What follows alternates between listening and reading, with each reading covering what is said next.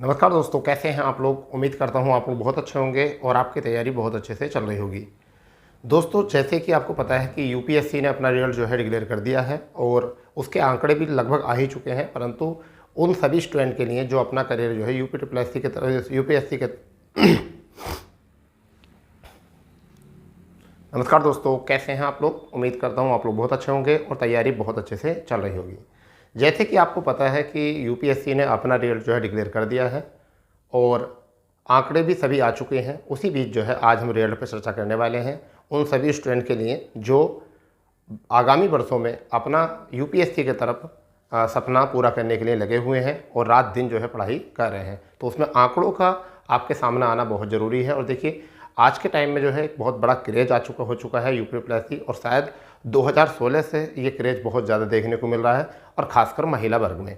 तो देखिए, बेटियों की लगातार संख्या जो है, सफलता की दर जो है बढ़ रही है और ये बहुत बड़ी खुशी की बात है कि हमारे देश में जो है बेटियां आगे बढ़कर जो है आ रही हैं। ठीक है, और इसी के आंकड़े जो है आज हम उन पर बात करने वाले हैं और साथ ही साथ रिजल्ट पर करेंगे पूरी चर्चा। तो देखिए दोस्तों, जो भी नए कैंडिडेट हैं जो अपना करियर यूपीएससी की तरफ लेकर जाना चाहते हैं, जिनका एक ड्रीम है समाज सेवा करने का, यूपीएससी में सेवा करने के लिए, तो उनके लिए आज का सेशन बहुत अहम हो सकता है, क्योंकि आंकड़े जब भी कोई आते हैं वह हमें मोटिवेट करते हैं आगामी तैयारी के लिए। तो यही आंकड़े लेकर हम आपके सामने उपस्थित हुए हैं। देखिए, रिजल्ट पर चर्चा है आज। यूपीएससी बढ़ रही है बेटियों की सफलता। तो देखिए, अब इसमें क्या है ये आंकड़े। देखिए, अभी एक कटिंग के माध्यम से हम बताते हैं। अगवारी कटिंग थोड़ा सा जूम कर लेते हैं। चलिए, अब समझते हैं वन बाई वन। चलिए, एक सेकेंड बस, क्योंकि जिससे कि आपको स्पष्ट दिखे और हम भी बात आसानी से कर सकें। देखो, सिविल सेवा में बेटियों का परचम, ठीक है, शीर्ष 10 में 6 ने मारी बाजी। लखनऊ के आदित्य अव्वल, तो ये तो आपको पता है। ओडिशा के अभिषेक प्रधान दूसरे और तेलंगाना की डेनुरू अनन्या रेड्डी तीसरे स्थान पर हैं। तो ये तीनों ही व्यक्ति वो हैं जो हमारे यूथ आइकन बन चुके हैं, यानी कि फर्स्ट, सेकंड और थर्ड। ठीक है, धैर्य ना खोएं, इनका मतलब है सिविल सेवा की तैयारी में धैर्य ना खोएं। ठीक है, और दुगना उत्साह करें अगर एक बार में सफलता नहीं मिलती। ये आदित्य श्रीवास्तव की बात है। लोगों की भलाई करूंगा, इन्होंने कहा अपने इंटरव्यू में अनिमेश ने कहा कि मैं लोगों की, और जो आपकी डोनोरू अनन्या रेड्डी हैं, उन्होंने कहा समाज सेवा का जज्बा। अब देखिए, आपको जो सफलता जो मिली है, आप समझिए, सामान्य वर्ग के लोगों को 347 को मिली है, ओबीसी को 303 को मिली है, वहीं पर एससी 165 लोग सफल हुए हैं, ईडब्ल्यूएस 115 लोग सफल हुए हैं और अनुसूचित जनजाति जो है 86 लोग सफल हुए हैं।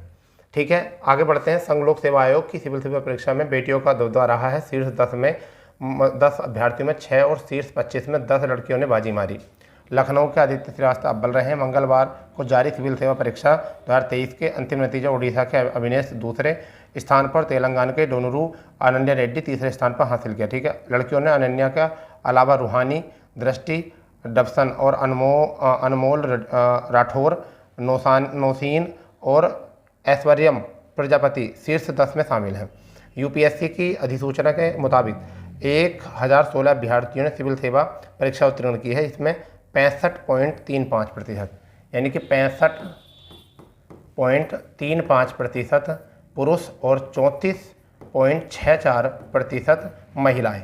ठीक है, यानी कि इनकी बात अगर हम बात करें तो 664 कैंडिडेट तो ये हैं, और महिलाओं की अगर हम बात करें तो महिलाओं में 352 महिलाएं हैं ने, और लगभग 240 उम्मीदवारों को रिजर्व सूची में रखा गया है। यानी 240 को क्या में रखा गया है, रिजर्व सूची में रखा गया है।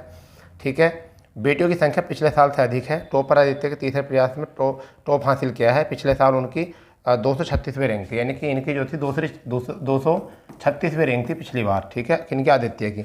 अभी वह हैदराबाद में आईपीएस की ट्रेनिंग कर रहे हैं। गोल्डमैन लेवल की अच्छी नौकरी छोड़ने वाले आदित्य का पहली बार प्रारंभिक परीक्षा में चयन नहीं हुआ था। वहीं अविनेश ने पहले ही प्रयास में अपना मुकाम हासिल करके इंडिया ऑयल में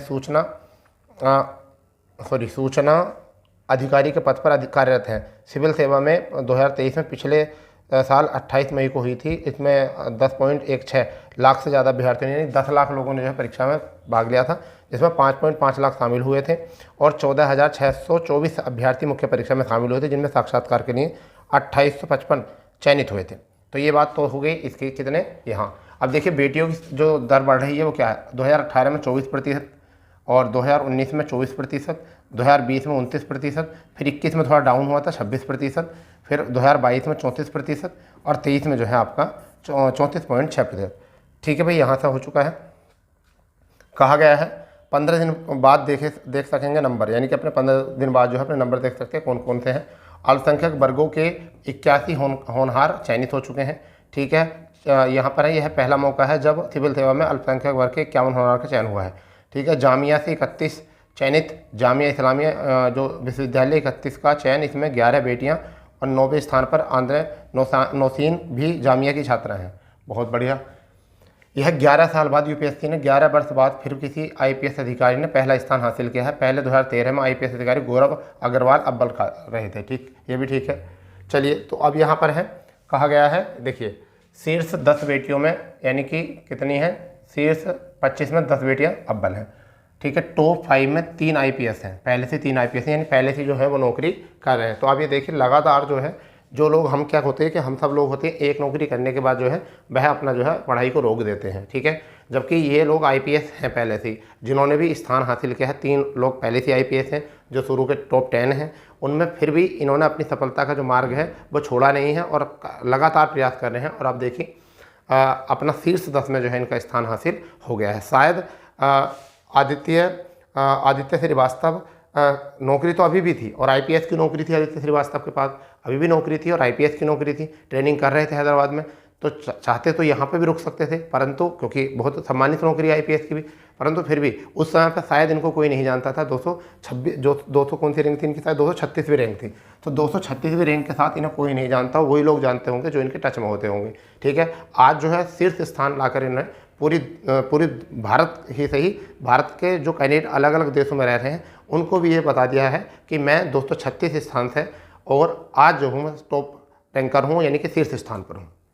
तो आप ये देखिए कि अब ये इनका एक जज्बा था कि मैं टॉप करूँ, और दूसरी बात ये कि मैं आईएएस बनूँ, ठीक है, ना कि आईपीएस। तो आईपीएस में भी ये काम कर ही रहे थे, ट्रेनिंग कर रहे थे। और हम लोग क्या करते हैं कि देखिए एक बात बताएं, आप 7-8 घंटे पढ़ते हो, 12-13 घंटे पढ़ते हो, 14 घंटे पढ़ते हो। एक आईपीएस अधिकारी जो है जो यूपीएससी करता है 14 से 16 घंटे पढ़ता है। तो वो व्यक्ति नहीं पढ़ता, उसका सपना जो है उसे पढ़ाता है, उसका ड्रीम जो है उसको पढ़ने के लिए बोलता है, ना कि उस व्यक्ति को, वो व्यक्ति पढ़ता है। कभी किसी क्लर्क को आपने, किसी सिपाही को, किसी क्लर्क को, किसी भी चपरासी को ये तो पढ़ते हुए देखा होगा कि मैंने 14 घंटे पढ़ाई की है। तो इसका मतलब ये है कि आपका ड्रीम अगर बड़ा होगा तो आपका जज्बा भी बड़ा होगा, आपका उत्साह भी बड़ा होगा और आपकी सफलता भी बड़ी होगी। तो इसलिए ड्रीम बड़े होने ज़रूरी हैं, क्योंकि कई बार ऐसा होता है जैसे हम ड्रीम छोटे देखते हैं उसी के अनुसार जो है हमारी बॉडी लैंग्वेज और हमारा जो है स्वभाव जो है उसी के तरह मतलब परिवर्तित हो जाता है।